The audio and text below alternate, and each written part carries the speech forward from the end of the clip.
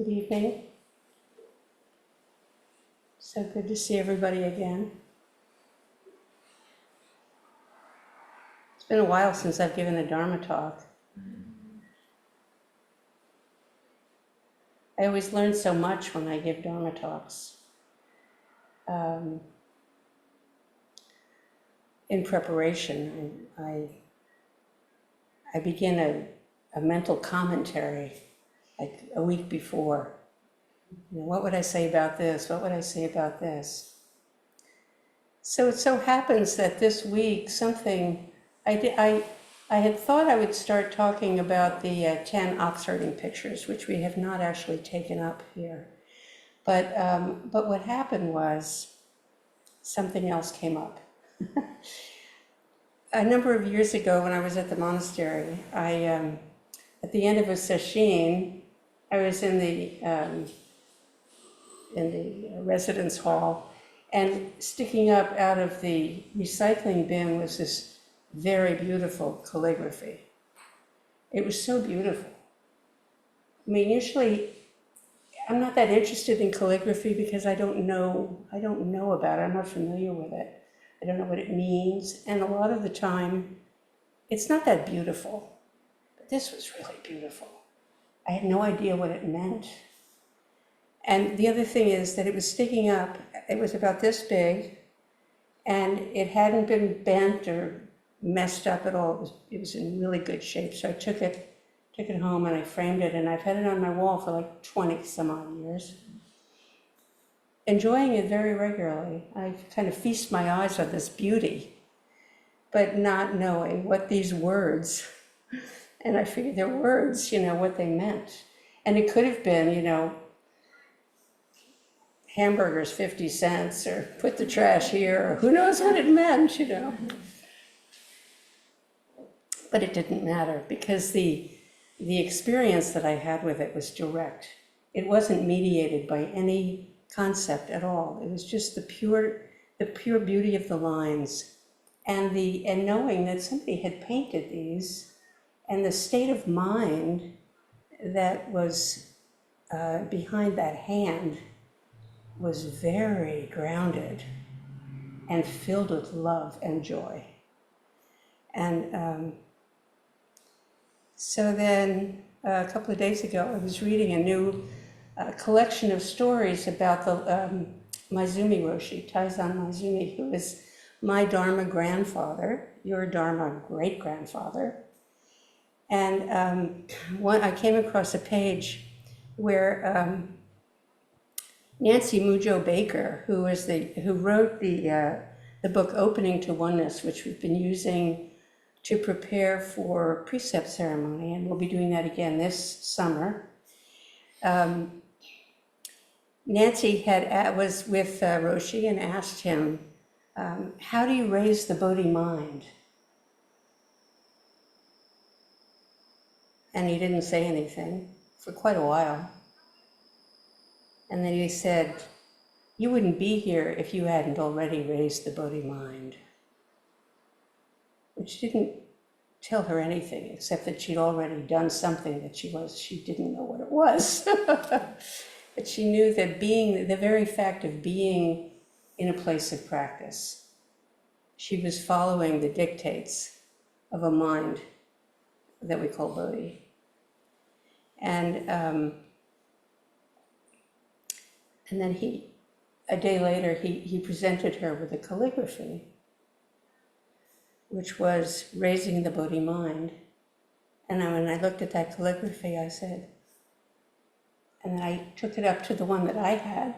His calligraphy was different, but it's the same characters. So what I've been looking at is what I've been practicing for 20 some odd years. It says raising Bodhi mind. So I thought I would share that wonderful coincidence, which is just an example of the Dharma, infinitely profound and minutely subtle. I mean, there is the phenomena of the world presents itself in so many different ways, and sometimes we know what we're seeing, And sometimes we don't. Sometimes we're struck by the beauty of it, and sometimes we're moved by the bitterness of it. Infinitely profound and minutely subtle and vast is this Bodhi mind. And so you wouldn't be here if you hadn't already raised the Bodhi mind. Some of you know what this term refers to. They're words that are that refer to something much more immediate than happens in the mind, in our conceptual minds. We think about stuff, and there's always a divide between the thoughts and the words and direct experience. And this is something that we may not even notice unless we have kind of tripped over Bodhi mind. We've kind of had an experience that just knocked our socks off by the vividness of an experience outside of thoughts and words. Direct experience, we call them peak experiences of some sort. Something that blows our mind. That happens when somebody dies or somebody's born. It blows our mind. There's no way the mind can do anything with it. It's way beyond the thinking mind.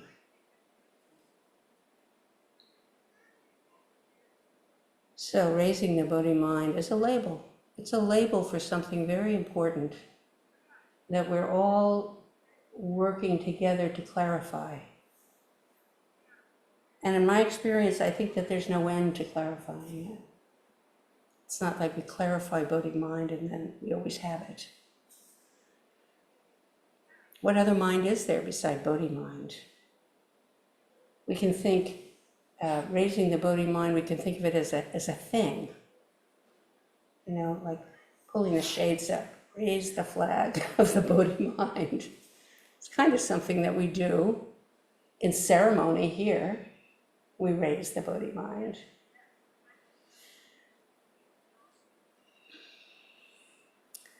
So it's the Bodhi mind is the heart of awakening. It's chitta in Sanskrit, heart mind, the heart of awakening, the heart of that is open, the mind that is open beyond cognition to the direct experience, the vivid, intimate transmission of our life, experience of our life.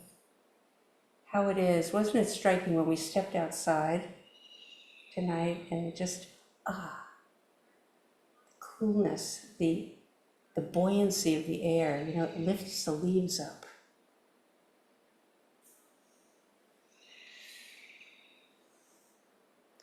So Bodhi mind is an aspiration to fully awaken, which means that we're involved in committing ourselves to looking beyond what we ordinarily think we know. Allowing ourselves to be really open to look like, what don't I know? And I propose that we don't know most everything. And that that's a cultural value. Knowing is a cultural value. We don't have to subscribe to only knowing. It has its place and its value and its limit. Cognitive knowing is limited to the material and the conceptual and the symbolic. But knowing goes way beyond that. And we can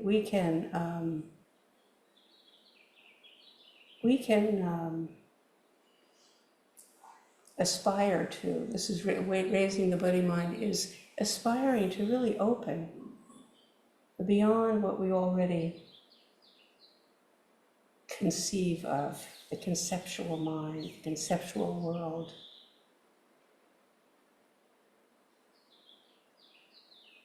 And Bodhi mind is rooted in the wisdom of the way things actually are and the compassion that flows from that. Compassion is clear seeing. It's not just a warm heart, it's clear seeing. If we don't see clearly, then if that's not a value that we hold, if that's not an aspiration that we live into, we're always standing in judgment that some things we will include and some things we will not include in the way things are, which is the basis of suffering, separation. And the relief of suffering is connection, is the natural, true connection that we more and more and more can be sensitive to as we live our very ordinary lives. In order to raise the Bodhi mind, the first task is to come home to ourself, our little self, to make peace with anything that is warring within us, to recognize all of the voices that operate and that measure and include or exclude. Inner critic, perfectionist, all the things that evaluate whether we measure up or not. So basically coming to peace with ourselves. We work on, and this is where precepts come in, as we working on the need for integrity. We need to be free to be true to how to speak and act according to what is true in our experience, what is important, what we value, what we love. We need to take good care of our health, our bodies, our health, what we take in, wholesome food, good friendship.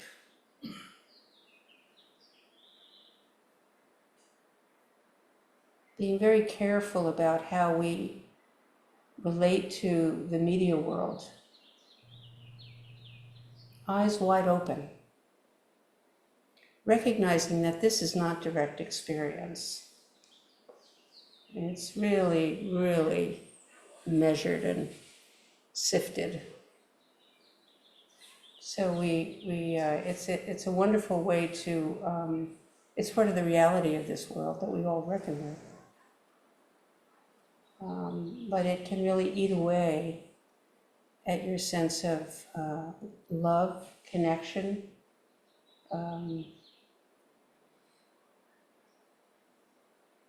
possibility.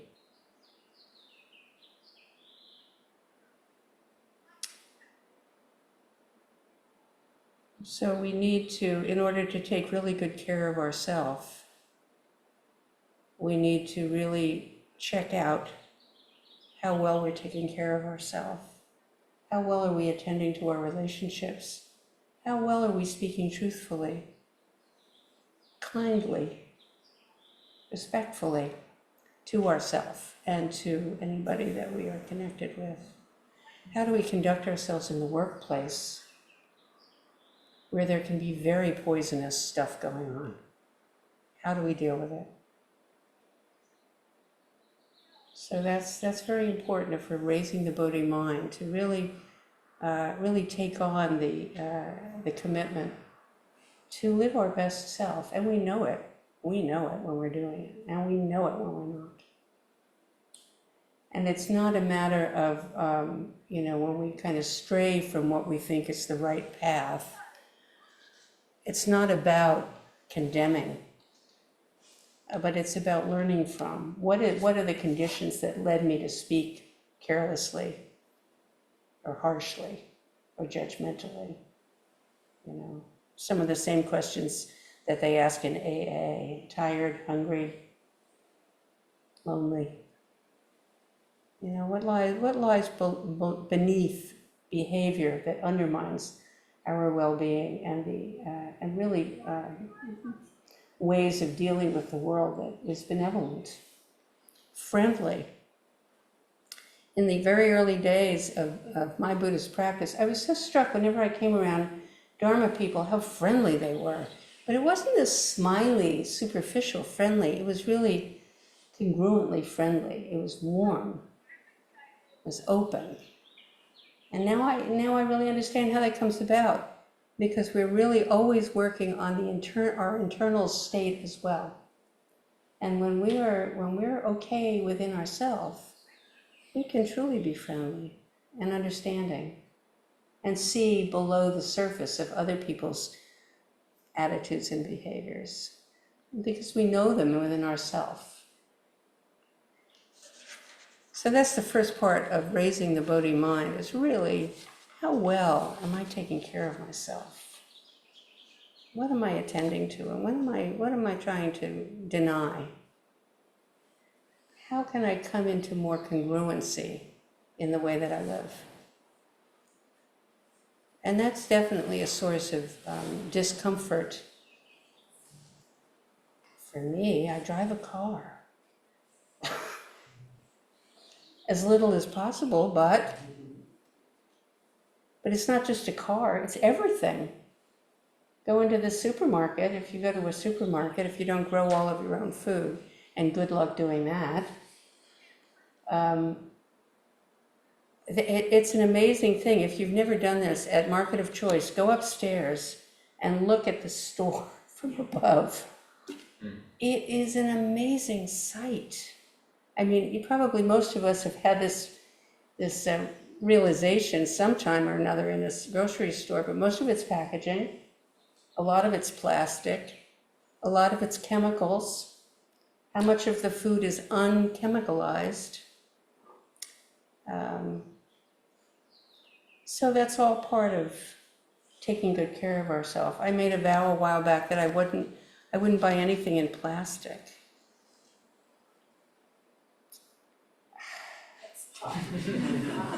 It really cut way back, but still, there are things that slip through this sieve. I keep it up. I recommend it.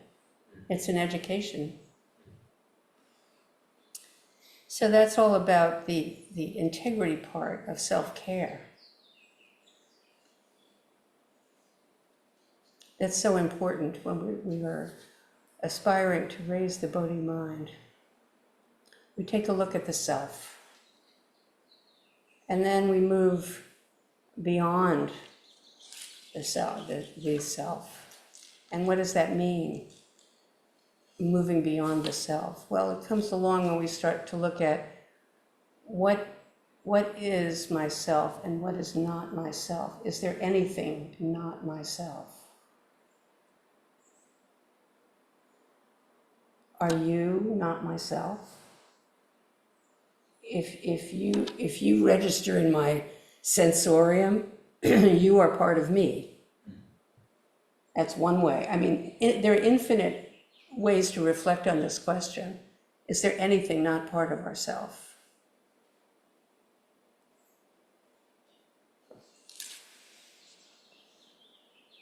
What part of ourself is the war in Gaza?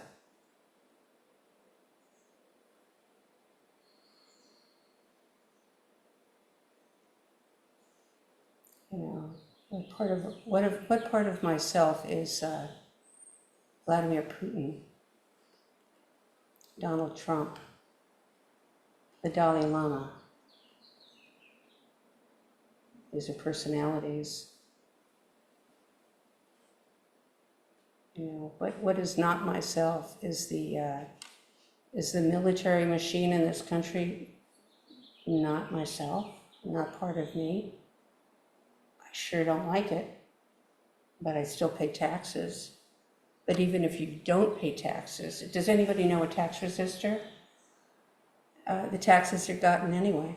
The money's gotten out, it's attached by the government. There's no way to not be part of the one life on this planet. So we think about going beyond the self. We're usually so involved in self-cherishing, which is not a put down, it's a description. when the first thing that comes to mind, and this is our animal self, is what's it for me? I have to look out for myself. The first thought is, how do I feel about that? What do I want? Or what do I not want? So going beyond the self is a very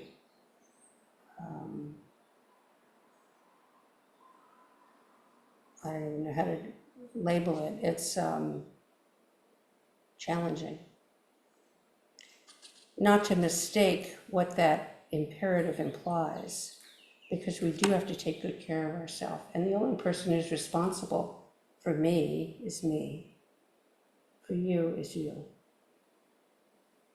But there's this teaching in, what is it? Is it Bodhi Dharma? The parental mind, magnanimous mind, and joyful mind. These are the three minds. And the question of when I go beyond self-cherishing, what am I doing? I'm going to parental mind, recognizing that everything that I do, say, and think has consequences for others. It's true. It's always true for us. And so I want to be guided by that all the time, and not to think that I'm ever outside that framework. Never outside that framework. Very much so when being part of a Zen center, anything that any of us does affects everybody here and everybody's ability to practice well. It's one of the ways that puts heat behind the precept practice is because we can all feel when we're not practicing precepts here, because we're all working with them. We all know when somebody is not practicing kind speech, for instance.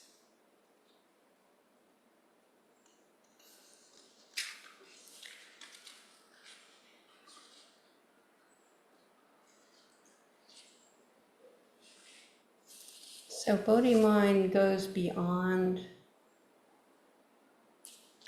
the all-inclusive self, the small self, to what is formless. And what is that? What is that experience in your experience? What is formless?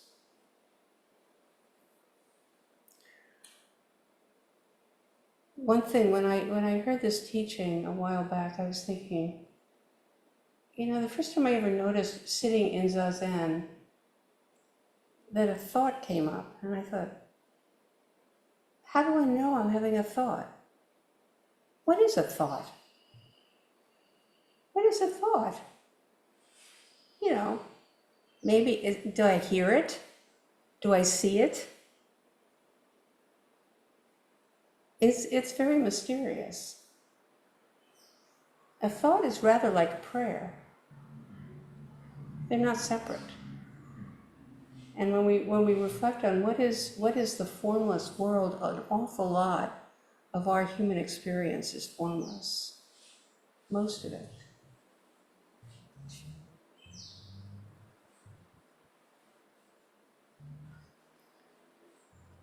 And if that's true, we can be sure that we become much more sensitive when we practice.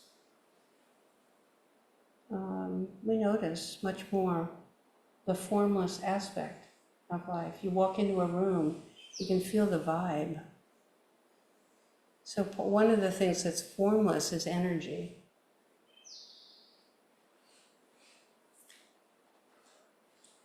In yoga, they talk about etheric energy. The etheric realm, which I think of as what happens if you fly a great distance around the world, halfway around the world, your etheric energy does not catch up for a while. You may wonder, I don't have access to all of my energy, And then after a while, it restores. So there are so many layers, so many inklings. What's an intuition? Well, an intuition is, I'm giving you my answers to this, but I encourage everybody to think about this for yourself. I mean, this is what's one of the things that's so very interesting. What's an intuition? When you have a gut feeling, or you have a thought, and then a thought of a person, and then the phone rings. This happens to me a lot.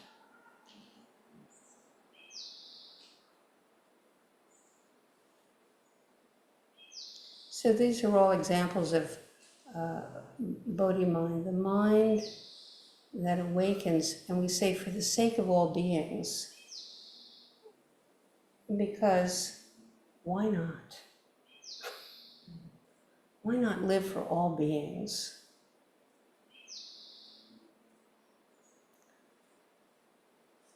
It's so much more alive, lively. It's also something that we all value. We could be in an auditorium with a lot of people from very, very different walks of life, and some people would be nodding, and some people would say, "What are you talking about?" Right? So we're all in a certain relationship to Bodhi mind.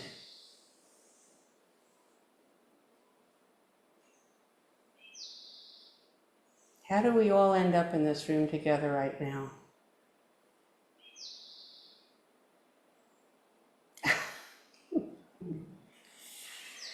So this investigation that we do as practice is truly wonderful, and it's a miracle. It's a miracle unfolding all the time. It's a life of beholding this miracle and taking great care with its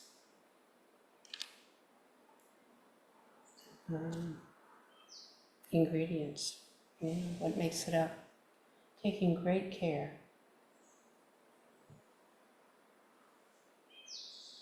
Saving all beings is our bodhisattva vow. How do you do this in this very flesh body?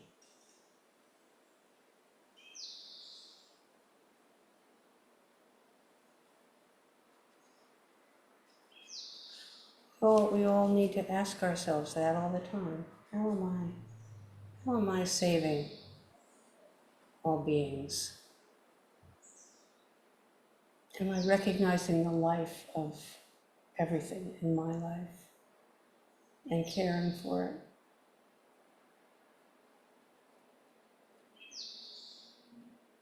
In all of its complexity.